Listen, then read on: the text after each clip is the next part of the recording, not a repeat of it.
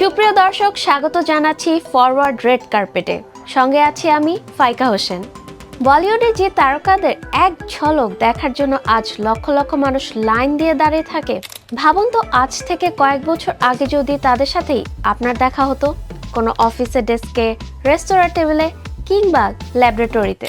হ্যাঁ, বড় পর্দায় আসার আগে বলিউডের প্রথম সারির তারকাদের জীবন ছিল একদমই সাধারণ। চলুন জেনে নেওয়া যাক বলিউডের জনপ্রিয় 10 তারকার চমকপ্রদ কিছু অজানা পেশার কাহিনী। তালিকার প্রথমে আছেন বলিউডের শাহেনশাহ অমিতাভ বচ্চন।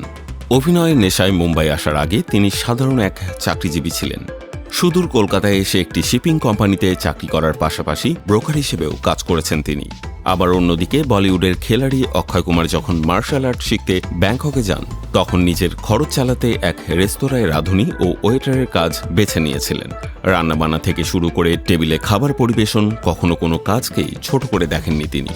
একইভাবে অভিনেতা বোমান ইরানিও দীর্ঘ সময় মুম্বাইয়ের এক 5 স্টার হোটেলে ওয়েটার এবং রুম সার্ভিস কর্মী হিসেবে সার্ভিস দিয়েছেন। পরে ফটোগ্রাফির শখ থেকে ক্যাটারিং এর কাজ ছেড়ে নামেন বিজ্ঞাপনী জগতে।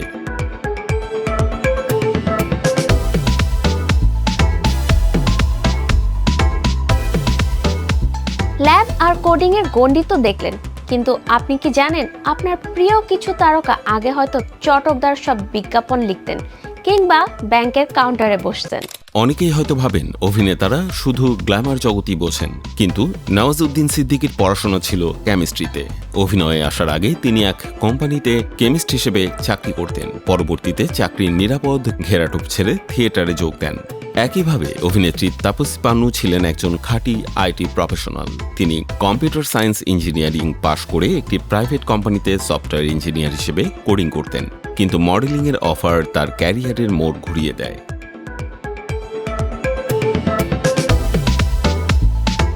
সুতরাং আপনি আজ কোথায় আছেন সেটা বড় কথা নয়, স্বপ্ন দেখার সাহস আর কঠোর পরিশ্রম থাকলে আপনিও পৌঁছে যেতে পারেন নিজের লক্ষ্যে।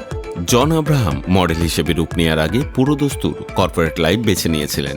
তিনি কাজ করতেন এক মিডিয়া প্ল্যানার হিসেবে। আর বলিউডের লাইফার রণবীর সিং লেখার প্রতি বিশেষ দুর্বলতা থাকায় তিনি অভিনয় জগতে আসার আগে একটি আন্তর্জাতিক বিজ্ঞাপনী সংস্থায় কপিরাইটার হিসেবে কাজ করতেন।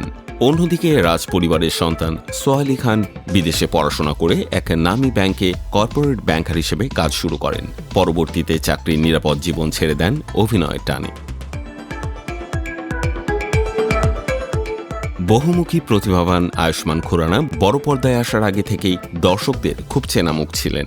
রেডিও জকি, ভিজে এবং টিভি শো সঞ্চালক হিসেবে তার দীর্ঘ অভিজ্ঞতা তাকে দর্শকদের কাছাকাছি পৌঁছাতে সাহায্য করেছে। আর পরিণীতি চোপড়া প্রিয়াঙ্কা চোপড়ার বোন হওয়া সত্ত্বেও তিনি সরাসরি অভিনয় করেননি। বিখ্যাত যশরাজ ফিল্মসের পিআর এবং মার্কেটিং বিভাগে চাকরি করতেন তিনি। প্রতিষ্ঠানের সিনেমার প্রমোশন সামলাতে সামলাতে একসময় নিজেই বনে যান সেই ব্যানারের প্রধান নায়িকা। প্রিয় এই তারকাদের মধ্যে কার গল্পটা আপনাকে সবচেয়ে বেশি অনুপ্রাণিত করলো কমেন্ট করে জানাতে ভুলবেন না কিন্তু। দর্শক, আজ এ পর্যন্তই। সবাইকে ধন্যবাদ।